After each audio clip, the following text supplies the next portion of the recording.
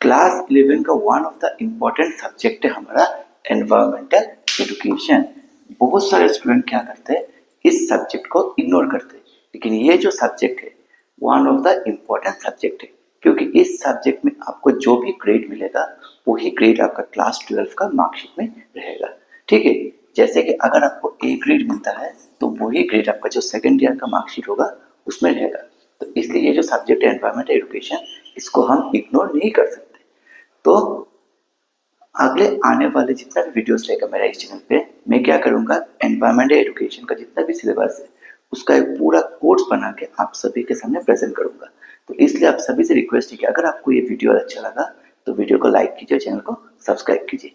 तो ये जो है इंट्रोडक्शन वीडियो रहेगा, जहाँ पे हम लोग इस सब्जेक्ट का जो मार्किंग पैटर्न है उसके बारे में डिस्कस करेंगे और सिलेबस के बारे में डिस्कस करेंगे। तो चलिए बिना टाइम वेस्ट किए हम लोग अपने टॉपिक की ओर चलते हैं। तो ये जो सब्जेक्ट है एनवायरमेंटल एजुकेशन, इसका मार्क्स डिस्ट्रीब्यूशन कैसा है।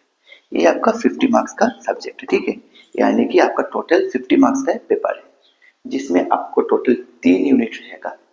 यूनिट 1 से आपको 20 मार्क्स देखने को मिलेगा। ठीक है, यूनिट 1 से आपको टोटल 20 मार्क्स का क्वेश्चन एग्जाम में पूछा जाएगा। यूनिट 2 से आपका 10 मार्क्स का क्वेश्चन पूछा जाएगा। यूनिट 3 से आपका भी फिर से 10 मार्क का क्वेश्चन पूछा जाएगा और आपका 10 मार्क का रहेगा प्रोजेक्ट। ठीक है, आपका मार्किंग पैटर्न कुछ इस तरह आता है। 3 यूनिट आपका है, यूनिट 1 से 20 मार्क का क्वेश्चन पूछा जाएगा, यूनिट 2 से 10 मार्क्स का, यूनिट 3 से 10 मार्क्स का और 10 मार्क का आपका प्रोजेक्ट रहेगा। ठीक है, अगर अभी हम लोग यूनिट वाइज डिस्ट्रीब्यूशन के बारे में बात करें तो यूनिट 1 में टोटल आपको 6 चैप्टर देखने को मिलेगा। ठीक है, यूनिट 1 में आपको टोटल 6 चैप्टर्स देखने को मिलेगा। पहला चैप्टर जो है वो है बेसिक कॉन्सेप्ट ऑफ एनवायरनमेंट, जो कि हमने पढ़ा था, हमने जो लोअर क्लासेस में पढ़ा था, 19 में पढ़ा था। बेसिक कॉन्सेप्ट एनवायरनमेंट, एनवायरनमेंट क्या है, फिर उसका कंपोनेंट्स क्या है। ठीक है, फिर एनवायरनमेंट को मल्टीडिसिप्लिनरी सब्जेक्ट क्यों कहा जाता है, ये सब हम लोग इस चैप्टर में पढ़ेंगे, जो कि अगले आने वाले क्लासेस में हम लोग हर एक चैप्टर्स के ऊपर एटलीस्ट 2-3 वीडियो बना के आप सभी का कॉन्सेप्ट क्लियर करने का मैं कोशिश करूंगा। नेक्स्ट जो चैप्टर है हमारा यूनिट 1 का सेकंड चैप्टर, वो है इकोलॉजिकल कॉन्सेप्ट, जिसमें हम लोग इकोलॉजी, फिर नेशनल पार्क वगैरह ये सब के बारे में सीखेंगे। ठीक है, फिर हम लोग का यूनिट चैप्टर 3 जो है, इसमें हम लोग बायोडाइवर्सिटी एंड इट्स कंजर्वेशन के ऊपर पढ़ेंगे। बायोडाइवर्सिटी क्या है, इसको कैसे प्रोटेक्ट करना है, इसको कैसे प्रिजर्व करके रखना है, ये सब हम लोग सीखेंगे। चैप्टर 4 जो है वो है हमारे नेचुरल रिसोर्सेज के ऊपर। नेचुरल रिसोर्सेज क्या है, रिन्यूएबल रिसोर्सेज क्या है, नॉन रिन्यूएबल रिसोर्सेज क्या है, ये सब के ऊपर इस चैप्टर में फोकस किया जाएगा। चैप्टर 5 रहेगा एनवायरमेंटल पोल्यूशन। पोल्यूशन क्या है, पोल्यूशन का टाइप्स क्या होता है, water pollution, air pollution, noise pollution, ये सब हम लोग इस चैप्टर में पढ़ेंगे। और चैप्टर 6 रहेगा हमारा सोशल इश्यूज एंड एनवायरनमेंट।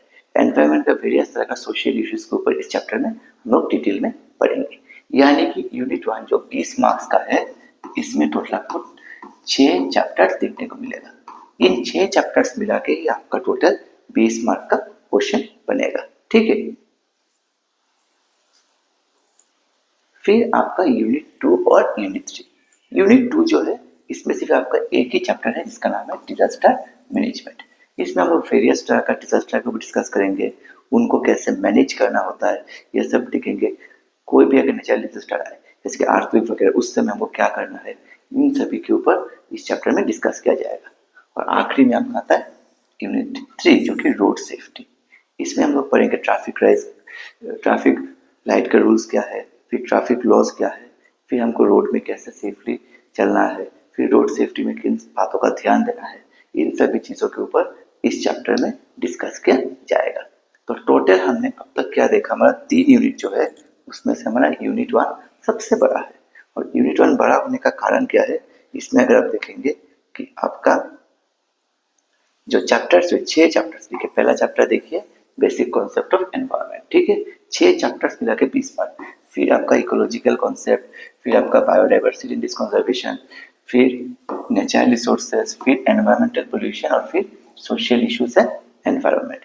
यानी कि 6 चैप्टर्स मिला के आपका यूनिट 1 बन रहा है। ठीक है, और यूनिट 2 और 3 तो एक एक चैप्टर का है।